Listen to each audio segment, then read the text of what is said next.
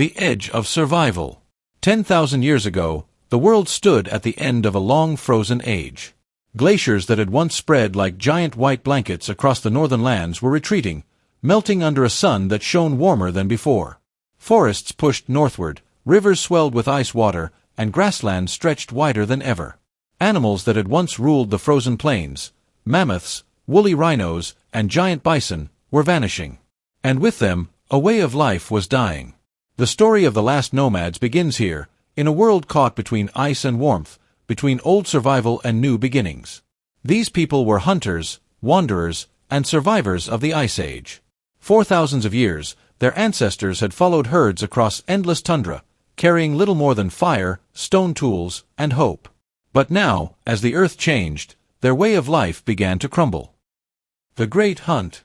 A group of hunters moved silently across a wide plain, their breath steaming in the cold morning air. At their head walked a ruck, a man no older than 20 winters, but already a leader. He carried a spear tipped with flint, sharpened so fine it could cut through hide and bone. Beside him, his younger sister Kayla carried a bundle of stone blades wrapped in animal skin. Her eyes were sharp, watching every movement in the grass. Ahead, the herd grazed, reindeer, dozens of them, their antlers tall and branching like dead trees. For the nomads, this herd was life itself.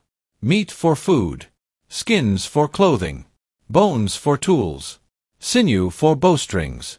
Nothing would be wasted. The hunters spread out, silent as shadows. A ruck raised his hand. The signal. They charged. Screams of animals filled the air. Spears flew. Men shouted. The reindeer scattered in panic, but one fell, pierced by 3 spears. Another stumbled as Kayla's arrow struck its side. The earth shook with hooves as the herd thundered away, leaving 2 animals behind. Victory. Enough food to feed the clan for weeks. But even as they skinned the animals, Kayla noticed something strange. The herd was smaller than last season. Fewer calves. Thinner bodies. The reindeer were moving farther north each year, following the cold that still lingered near the glaciers. Soon, they might disappear completely. Fireside fears. That night, the clan gathered around a great fire. Men roasted meat on sharpened sticks, women scraped hides clean of fat, and children gnawed happily on bones. Sparks rose into the black sky where stars glittered like ice. The people laughed, but beneath the laughter lay worry. Old Marek, the shaman, spoke with a voice as cracked as dry wood. "The world changes," he said, staring into the flames. "The spirits of the ice grow weaker. The animals leave us. Soon, the hunters will find nothing but empty plains." Arak clenched his fists. "Then we follow them north," he said. "We are hunters. We will always be hunters." But Marek shook his head slowly. "North is death. The ice still holds the land there. We must find new ways." Kayla listened quietly. She had heard rumors from other clans they had met along the rivers, rumors of people who no longer wandered, but stayed in one place. People who planted seeds in the earth.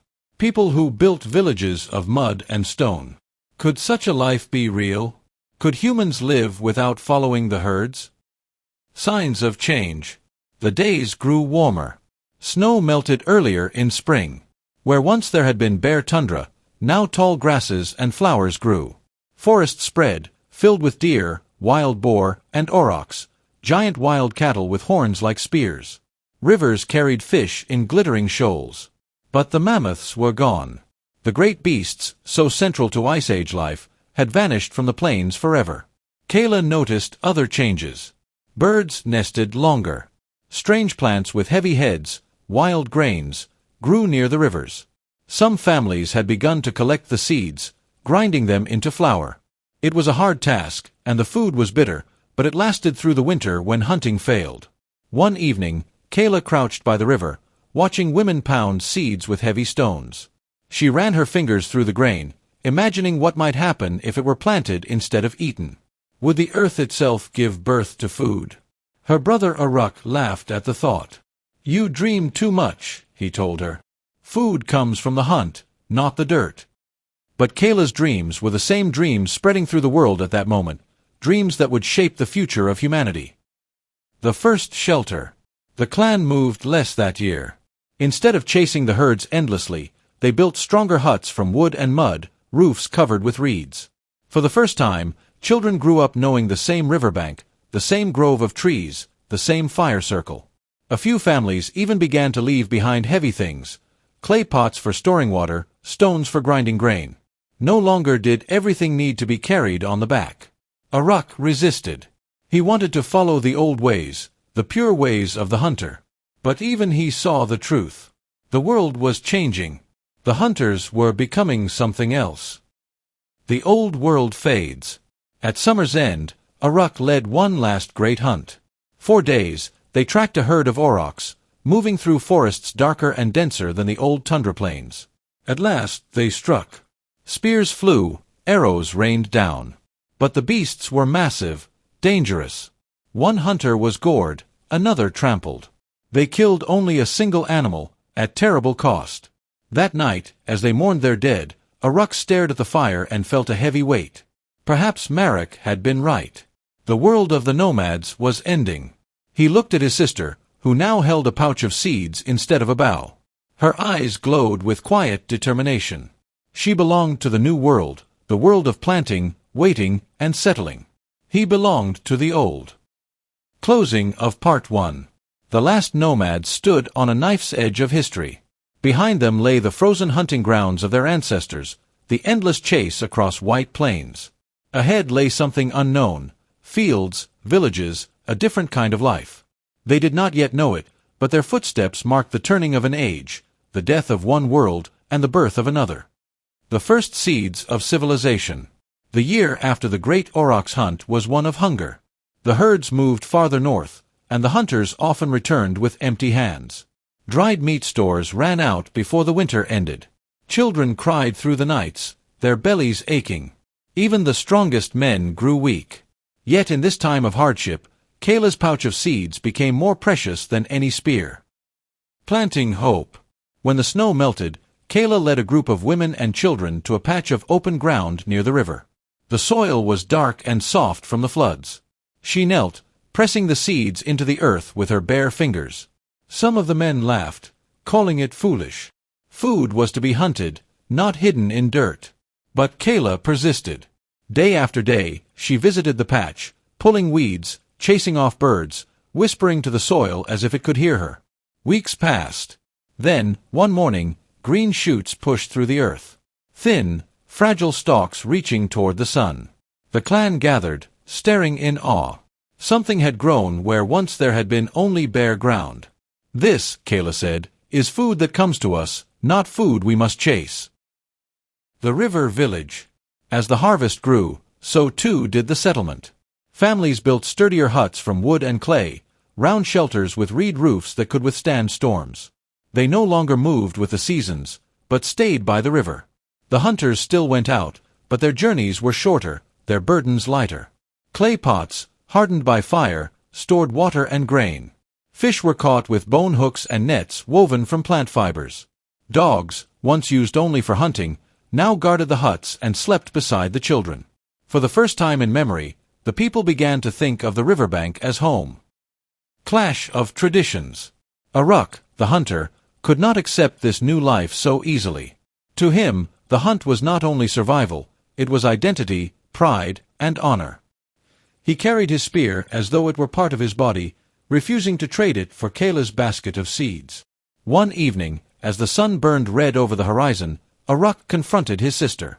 "You bind us to the earth," he said, his voice sharp. "We are hunters. The spirits made us to follow the herds." Kayla met his gaze without fear. "The herds are gone, Aruck. Do you not see it?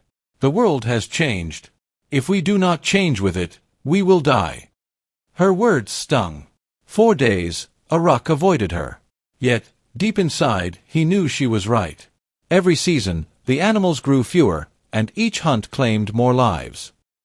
The first harvest. That autumn, the clan reaped their first true harvest. Stalks of wild grain bent heavy under the sun. Women cut them with flint sickles, gathering the golden heads into baskets.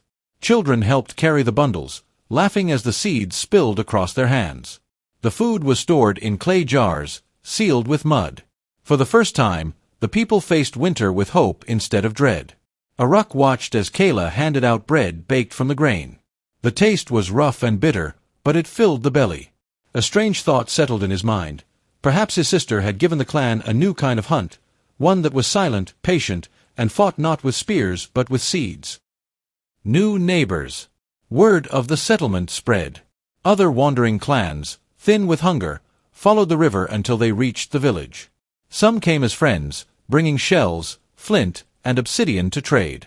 Others came with suspicion, seeing the stored grain as wealth to be stolen. One night, raiders attacked. Shouts rang out, fires lit the darkness, and arrows hissed through the air.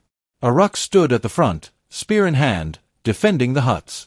Kayla and the women rushed to save the grain jars from burning.